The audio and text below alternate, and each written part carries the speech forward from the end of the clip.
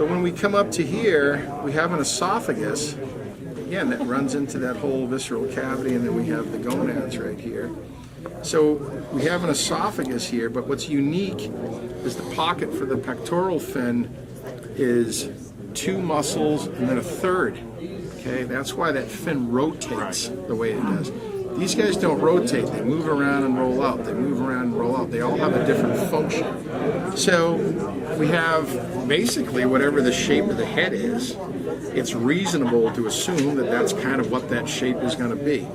As we come down here, we have this internal pocket.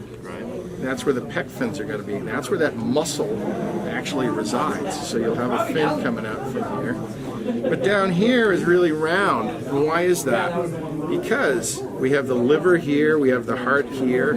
Okay, so we need fat in this area to protect the organs. Nature just says fat protect organs. You know? So you have 1, 2, 3, 4 distinct different shapes. 1, 2, 3, 4 distinct different shapes. So this shape right here, we're going to have to alter it. We're going to have to correct it. This isn't too bad, but this is kind of the same as that. Okay, so we have to know why the shapes happen because of what goes on inside that fish. You know, so we'll do that. The other thing is too, you see how the operculum comes in, and 999 out of 1,000 times, the lateral line and where the operculum runs together here are going to come up into a little fold together. There's a little channel behind that eye. If I take a level and I level that channel, see how it runs off the fish?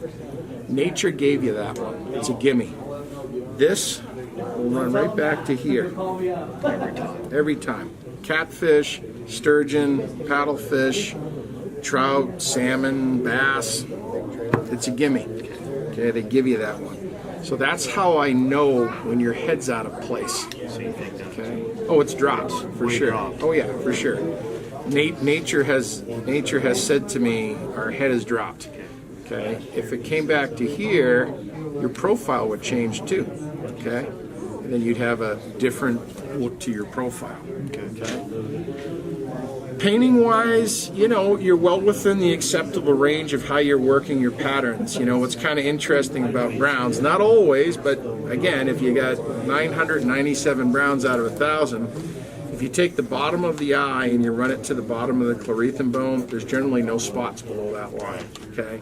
So you got all that signature down. You created what I call the 1/3 cluster.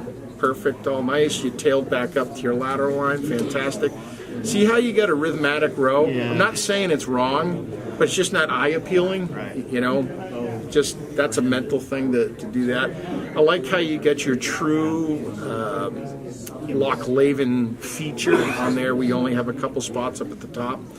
You can take a fin like this and you can actually put a little break in it, cut it back, give it that brown trout dorsal fin kind of look there.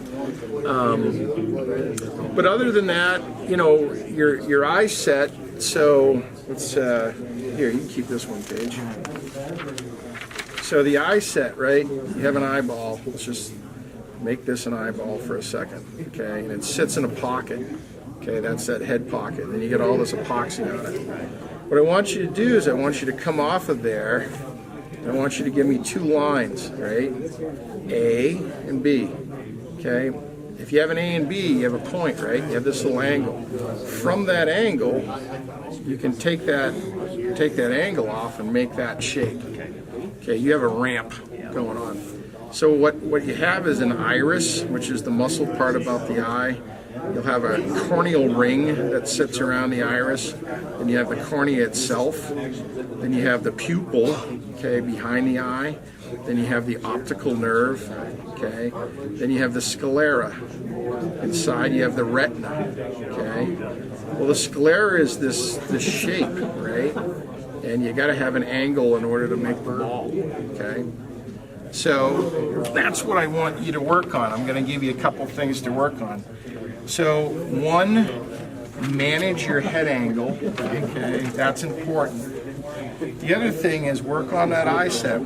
Take a head, buy a head, make a head, do whatever you got to do, and once or twice a week just practice setting eyes for an hour, okay, that's it.